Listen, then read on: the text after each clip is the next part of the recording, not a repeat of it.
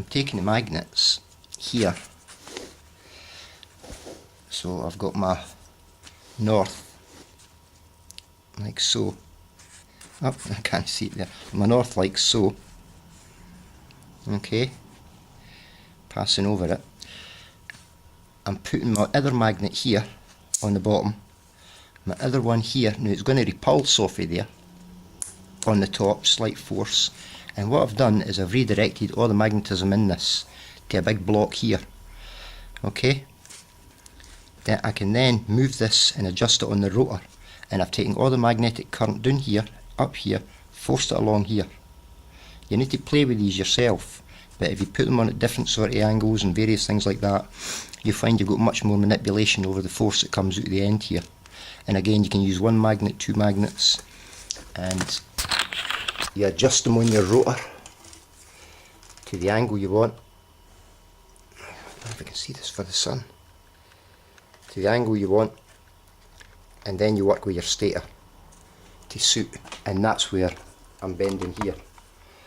Like say this, I'm also doing the same with my stator. I'm taking the magnetic force for these places and putting it to where I want it to be. It's just giving you that extra manipulation. Engineers use it all the time because there is no known shield in magnetics. So when engineers are building motors and working with circuits and they want to move an electric a magnetic force, but they need the magnet there, they'll redirect the current using tricks like this. It's basic engineering tricks, but maybe some of you guys can work with it and benefit from it. But this I found was a real worker. I got the motors going really fast, like so much so that they jumped out of their wee bases. But they were never structurally put together great, because I was playing with too many sort of different ideas, and I could break this apart no problem, put the heat gun on it again and come up with another assembly within 15 minutes. And it's just basically, if you can imagine, you're taking the force coming in here and you're just redirecting it. That's all you're doing. It's just a trick with the force, and you're just redirecting it. And then you can, I'll try and get some photographs off my old phone and let you see some of the stator assemblies I come up with. I mean, they were quite crazy looking, but I'll tell you, you can actually, I wish I'd sort of taken better photographs and things, but you can basically get your stator to act like this, with a big magnet on the back, at the back of my hand there, and your force ends up going to the shape of my hand. You know, so you're basically bringing the rotor into it, and you're forcing the magnet into it, and it will ping out the other end. I found it worked. You know, it's just you're playing with stuff. You're redirecting the force. Which brings me on to this. I mean, where you've got your rotor, I think there's kind of too much sun going on there. When you've got your rotor like this, and you've got your magnet on the top, and you maybe want to lift your magnet up and down, like so, well, you can put a spring there. Alternatively, you can put another magnet on the bottom with a spring, so the spring holds your wee magnet down that you're using for a drive. I need to get rid of that sunlight. Okay, there's your rotor. Okay, your other side going out here. There's your drive magnet on the rotor. Let's just try and get some. I hang another one for under here, suspended to where I want it to go. It comes out like so. I hang another magnet here. I hang my spring assembly here. I hang my stator here. I want another magnet here, so that pushes that one up and out the.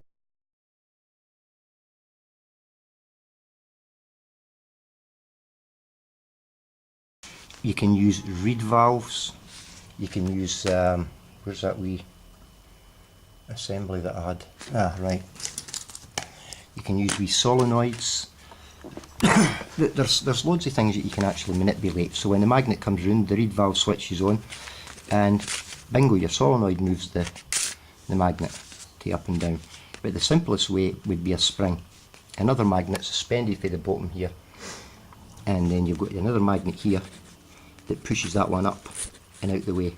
As soon as that's passed for underneath under your rotor, it's all timing as well. This will be pulled back down by the spring. It's all basically to do with forces, eh? Is there a benefit in it? Is there no benefit in it?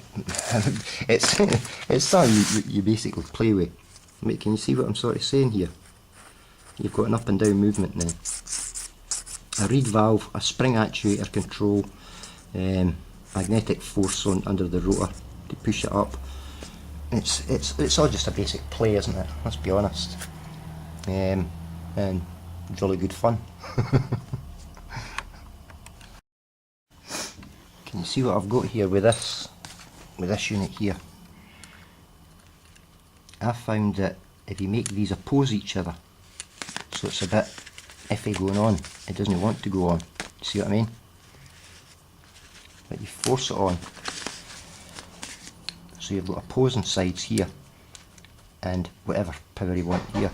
Hang on. That was somebody at my door there. I kind of lost my train of thought where I was at with this. But it shows you basically that covers the rotor and what I was doing with the rotors. I'll try and put some photographs up and give you some kind of idea of the assemblies I was doing. You've redirected the force out to here.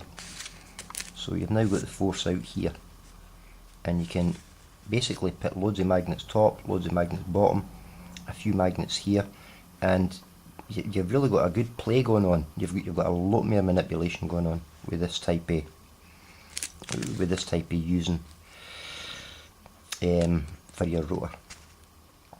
I'm going to try and cover the stator now, because that was something similar but again different.